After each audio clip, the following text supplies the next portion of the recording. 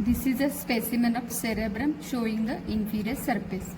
Here this is a frontal pole, this is occipital pole, this is temporal pole. So this is the whole of the inferior surface. This inferior surface is irregular. It is divided into stem of lateral sulcus into two parts. This is stem of lateral sulcus, anterior smaller part, orbital part, posterior larger part, tentorial part. Here you can see this is a medial orbital border. Here hippocampal border surrounds the crus cerebri formed by uncus and parahippocampal gyrus.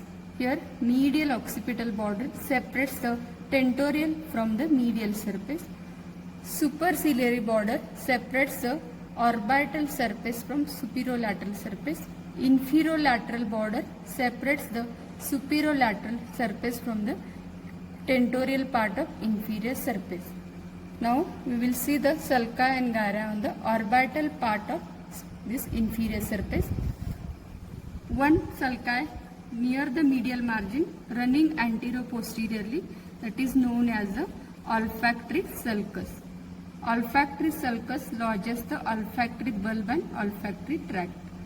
The area medial to the olfactory sulcus is known as the gyrus rectus. The rest of the orbital surface divided into four gyri by irregular H-shaped sulcus. Anteriorly, here this is a anterior orbital gyrus, this is a posterior orbital gyrus, this is medial orbital gyrus, this is lateral orbital gyrus. So here you can see H-shaped irregular sulcus, orbital sulcus. Then sulci and gyra on the tentorial part of inferior surface. The tentorial part of the inferior surface shows two sulci running anteroposteriorly. Medial is collateral sulcus and lateral is the occipitotemporal sulcus. These two sulci divides the tentorial surface into three gyrus.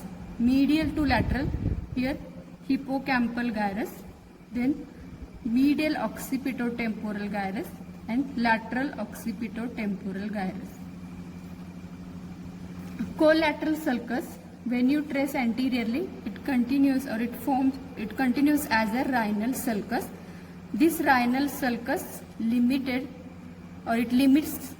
uncus laterally.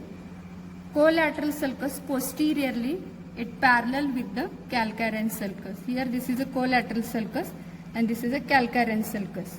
This posteriorly collateral sulcus parallel with the calcareous sulcus. Area between these two, collateral sulcus and calcareous sulcus, known as the lingual gyrus.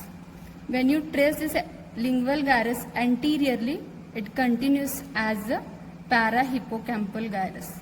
And this parahippocampal gyrus anteriorly hook-like structure known as the uncus.